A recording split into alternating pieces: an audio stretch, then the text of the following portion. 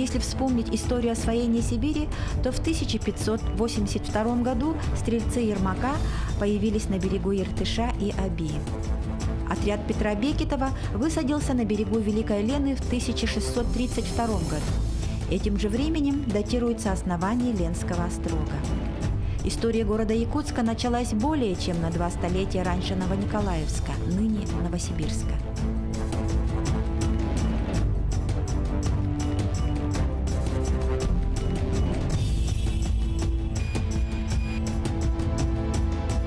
В 20-е годы прошлого века положили начало становлению Новониколаевской губернии. В 1921 году она получила статус государственности, а Якутия стала автономной республикой в 1922 году. Это было время активного приобщения якутской молодежи к просвещению и получению фундаментальных знаний в центральных учебных заведениях России. В период становления новой республики видный государственный деятель Якутии Степан Максимович Аржаков участвовал в работе первой сибирской конференции РКПБ в Новониколаевске.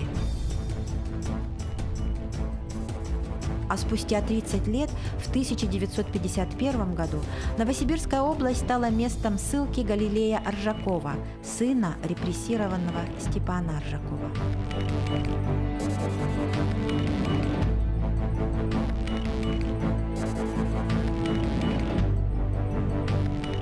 В семейном альбоме хранится фотография, где они все вместе – Варвара и Степан Аржаковы и их 3 детей – Аида, Клара и Галилей. Я родился 13 мая в городе Москве. И в это же время в Москве находился поэт Петр Черных-Якутский. И в письме, когда он узнал, что у Степана Максимовича родился сын, написал ему письмо, и там в конце были такие строки, после деловой части. «Спешу тебя, мой друг, поздравить с рождением сына твоего, в своих стихах его прославить, желая лучшего всего, родившись в мир 8-фунтовым, занявший в мире свой удел, пусть будет бодрым и здоровым, пусть будет весел, добр, смел, чтоб он имел вражду к пеленкам, пеленки – цепи для детей, чтобы был верным октябренком коммунистических идей, что был врагам народа, рубил буржуев всех с плеча, крича «Да здравствует свобода!» шел по дороге Ильича, чтоб он возрос и возмужал бы, рассудком смел и сердцем чист, и из него получился идейный стойкий коммунист. Ему учиться я желал бы в одной из лучших школ в Москве. Сначала азбуку узнал бы, конечно, дома А, Б, В. Мамаше Варе Аржаковой свое почтение шлет поэт, пусть будет бодр и здоровой, а Еде Кларе мой привет. Галилея в семье любя называли Галик, Галенька, Галушка, а друзья во дворе – Галилейка. Я думаю, что отец все-таки был революционер-романтик. И вот эти имена, старался именами такими приблизить будущее к настоящему. Считаю, что это воля отца, я стараюсь это имя нести по жизни так, как мне удается. Приучал меня, наверное, с одной стороны, к скромности. Вот был такой эпизод. Во дворе стояли, там один говорит, у меня вот папа милиционер, он кого захочет, того задержит, там у меня вот шофер, шофер-то еще мало было. А я говорю, а мой папа нарком земледелия, он всей землей командует, и вот как он скажет, так и будет. Отец в окно услыхал, говорит, ну-ка, иди сюда. Я пришел, он говорит, знаешь что, это моя должность, мне партия доверила, и ты моими делами не хвастайся, кто я такой. А вот вырастешь, выучишься, будешь работать, вот тогда о себе и расскажешь. И я, так сказать, язык прикусил. Галилей учился в 1 классе и, ничего не подозревая, вернулся домой из школы. Этот день, 5 февраля 1939 года, изменил жизнь семьи Аржаковых на до и после ареста отца. Я пришел, дома какая-то тишина, Я сейчас, Клара с Аидой были, я сейчас не помню, но смотрю, отец сидит на стуле, такой как-то напряженный, и военные. Ну, я к отцу подошел, сел ему на колени, он так, ну, по голове гладил, ну, сиди, Галилей, там, что-то в шкафах смотрит, что-то смотрит, ну, какая-то это. И так было вот, ну, до темна, будем говорить, до вечера. Ну, отец сказал, значит, ну, я скоро приду, это скоро, наверное, все разберется. Ну и сказал так, значит, вот, Галилей, слушайся маму, бабушку, сестрам, помогай. Ну и отстегнул часы в свои карманы, говорит, да, пусть у тебя эти часы сохранятся. Вот. Ну вот так мы расстались с отцом. Ну мы, наверное, осознали сразу, то есть случилась какая-то беда. Жизнь после ареста отца была не из легких. Война, голод, холод.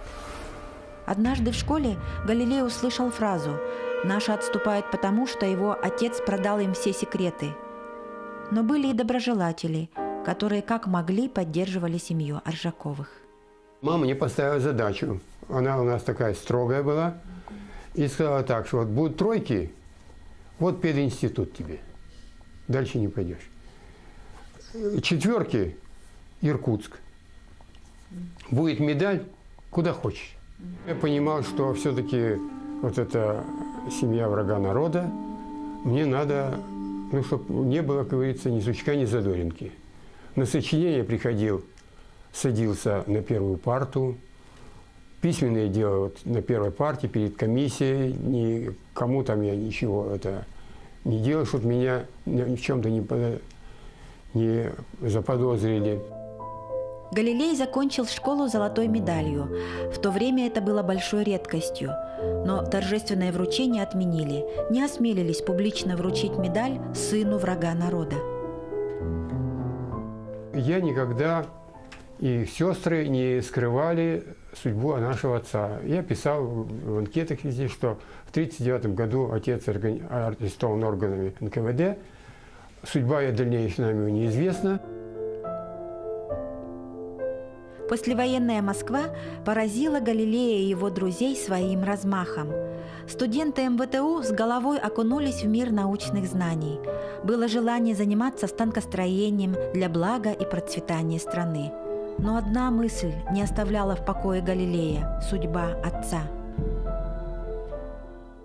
Я пошел в юридическую консультацию.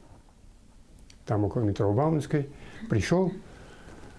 Ну, комната небольшая, там, наверное, комната, где начальник, там женщина, ну, лет 35-40, наверное. Еще молодой человек. Я говорю, вот на консультацию, ну, иди, она как раз в углу. Чего у тебя рассказываю? Вы знаете, вот в 1939 году у меня отца арестовали, я о нем ничего не знаю. Мне бы хотелось узнать, у меня о нем, вот, в чем он конкретно виноват. Может, он там что-то поджег, что-то взорвал. То есть я хочу вот узнать судьбу моего отца. Тем более, что я учусь в Москве. Она что-то заволновалась.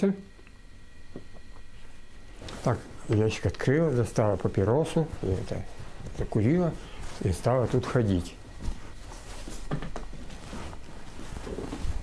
Она говорит, ты где учишься? Я говорю, вот его на конкурсе на 3-м. Как учишься? Хорошо. Вот что. Отца не ищи. Придет время, все найдутся. Иди.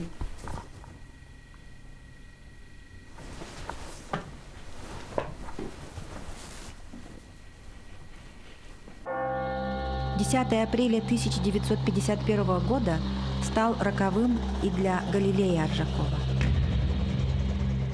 Приехали и предъявили мне ордер на арест.